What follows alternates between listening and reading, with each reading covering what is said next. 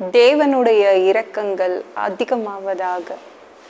தேவன் என்ன சொல்றாங்கன்னா, கர்த்தர் உங்கள் நடுவில் அற்புதங்களை செய்வார். என் வாழ்க்கையில ஒரு அற்புதம் நடக்கணும், அப்பதான் என் வாழ்க்கை மாறும்.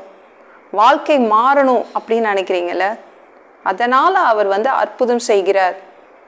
யார் யாருக்கோ எங்கெங்கேயோ அற்புதம் நடக்குது, ஆனா எனக்கு ஒரு அற்புதம் நடக்கல. எனக்கு அற்புதம் நடந்தாதான் என் வாழ்க்கை மாறும், இல்லைன்னா என் வாழ்க்கை மாறாது அப்படின்றீங்களா? ரெடியா இருங்க, தேவன் உங்களுக்காக அவர் அற்புதம் செய்ய வருவார். கண்டிப்பா நீங்க பரிசுத்தமா இருந்து ரெடியா இருங்க, அவர் கண்டிப்பா உங்களுக்கு அற்புதம் செய்து கொடுப்பாரு. ஓகேங்களாங்க? அவர் இந்த வாழ்க்கை ரொம்ப உங்களுக்கு வேதனை கொடுக்குதுல, கண்டிப்பா அவர் உங்களுடைய வாழ்க்கையை மாற்றி அமைப்பதற்காகவே அவர் அற்புதம் செய்வார்.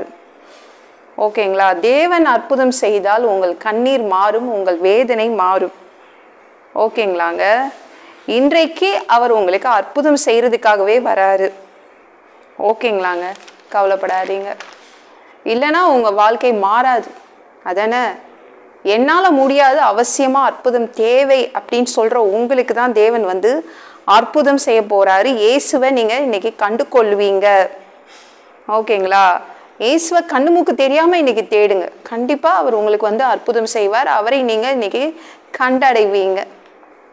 ஓகேங்களாங்க? வேறு வழி இல்லை, அதனாலதான் நான் இங்க உட்கார்ந்துட்டு இருக்கேன். வேறு வழி இல்லை, அதனாலதான் இந்த வேலையில உட்கார்ந்துட்டு இருக்கேன். வேறு வழி இல்லை, அதனால்தான் இந்த பிரச்சனையோட உட்கார வேண்டியதா இருக்கு. வேறு வழி இல்லை, அதனாலதான் இந்த வியாபாரத்தை நடத்துறேன். வேறு வழி இல்லை, அதனால்தான் இந்த வீட்டில் இருக்கிறேன், இந்த ஹாஸ்பிட்டல்ல இருக்கிறேன். எத்தனை பேர் அப்படி சொல்றீங்க? அப்பேற்பட்டவங்களுக்கு தான் இன்னைக்கு அற்புதம்.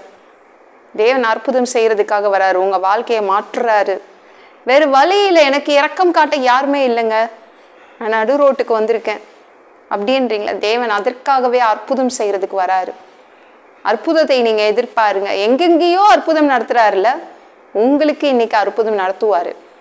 பர்த்திமேயும் அப்படிதான் நினைச்சான், எனக்கு இன்னைக்கு கண்டிப்பா அற்புதம் வேணும், எனக்கு இங்க இருக்க பிடிக்கல. எரிகோ ரோட்ல பிச்சைக்காரனா இருக்க பிடிக்கல. யாருக்கு தாங்க பிடிக்கும் பிச்சைக்காரனா இருக்கிறதுக்கு? அவன் உட்கார்ந்துக்கிட்டே கத்த ஆரம்பிச்சான், நசரேயனாகிய இயேசுவே எனக்கு மனது இறங்கும் அப்படின்னு கத்த ஆரம்பிச்சான். அவனுக்கு அங்க இருக்க பிடிக்கவே இல்லை. வேறு வழி இல்லை, அவங்க குடும்பத்தினரால் அவன் தூக்கி எறியப்பட்டான் எரிகோ ரோட்ல. வேற வழி இல்லை, அவனுக்கு இரக்கம் காட்ட வேற யாருமே இல்லை. அப்படித்தானே நீங்க சொல்றீங்க? வேறு வழி இல்லை, அதனால தான் இந்த வேலையில உட்கார்ந்துட்டு இருக்கேன். வேற வழி இல்லை, அதனால தான் இந்த பிரச்சனையோடு இருக்கிறேன் அப்படின்னு சொல்றீங்களே. தேவன் உங்கள் கண்ணீரை துடைப்பார், உங்களுடைய எல்லா வேதனையும் அப்படியே அற்புதங்கள் செய்து மாற்றுவார். ஓகேங்களா? மார்க் 10:47, அவன் நசரேயனாகிய இயேசு வருகிறார் என்று கேள்விப்பட்டு, இயேசுவே தாவீதின் குமாரனே எனக்கு இரங்கும் என்று கூப்பிட தொடங்கினான். கூப்பிட ஆரம்பிச்சிட்டான்.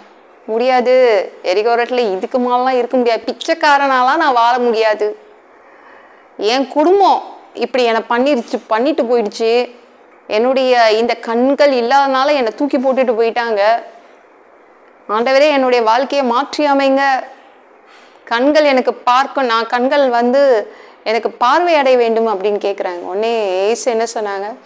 நீ போகலாம், உன் விசுவாசம் உன்னை ரட்சித்தது, நீ எங்க ஆசைப்படுறியோ அங்கெல்லாம் போ, இனிமே எரிகோ ரோட்லயே இருக்கணும்னு அவசியம் இல்லை, நீ போகலாம், உன் விசுவாசம் உன்னை ரட்சித்தது அப்படின்னாங்க.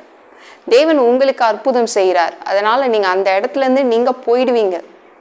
ஓகேங்களா? தேவன் உங்களுக்காக அவர் கண்டிப்பா இன்னைக்கு அற்புதம் செய்வார். உங்க வாழ்க்கை மாறும். இந்த வீடியோ பிடிச்சிருந்துச்சுன்னா மற்றவங்களுக்கு ஷேர் பண்ண மறக்காதீங்க. கர்த்தர் தாமே உங்களை ஆசீர்வதிப்பாராக.